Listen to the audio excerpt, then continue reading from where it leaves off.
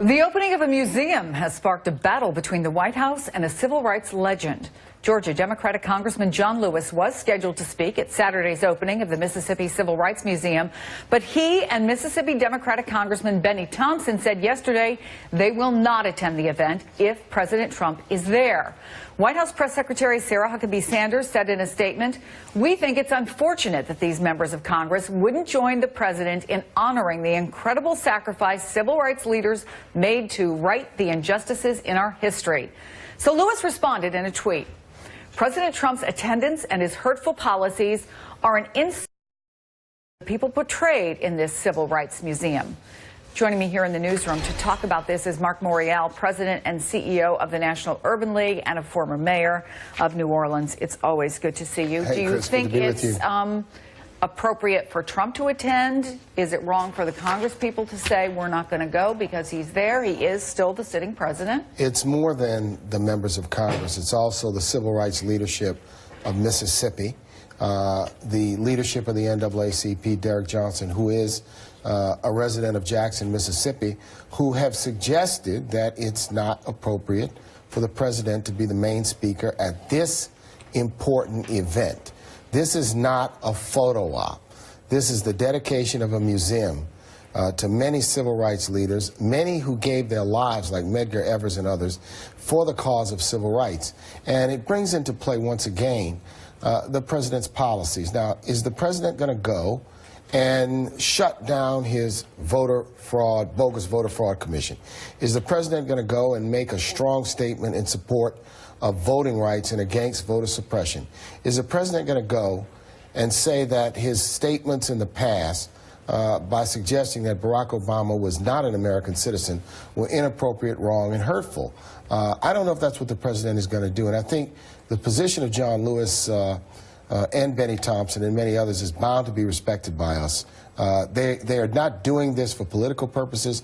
I think they're doing it because it's truly a sincere feeling that not only have the president's policies been hurtful, but this is not the opportunity for grandstanding. Well, we also saw a tweet from the president after, and obviously he went after Lewis in January after Lewis called Trump an illegitimate president. The president tweeted, "Congressman John Lewis should spend more time on fixing and helping his district, which is in horrible shape and falling apart, not to mention crime infested, rather than falsely complaining about the election results. All talk, talk, talk, no action or results.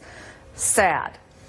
Personal insults against John Lewis are not going to hurt John Lewis's reputation, not going to hurt his standing and the work that he's done for many, many years. And by the way, maybe the president should visit Atlanta, Georgia, a thriving New South city, which just elected a woman mayor a few days ago, and not a, quote, city that's falling apart. Here's what I'd like President Trump to consider. President Trump should sit down with distinguished scholars like Skip Gates and Michael Eric Dyson, Sylvia Cyrus of the Association for the Study of African American Life and History, and sincerely educate himself on the contributions that African Americans have made to the American nation and to American society. And I think if he did that, if he sincerely educated himself, then it would send the most important signal that he's working to better understand his policies and his rhetoric have been harmful and hurtful. So there are people who would argue that this would be an opportunity for someone in the stature of John Lewis to, in fact, educate the president. And one of the people who has decided to go is Myrlie Evers Williams, obviously Medgar Evers' widow. Here's what she told the New York Times earlier this week. "I hope in his coming there will be an opportunity for him to learn something.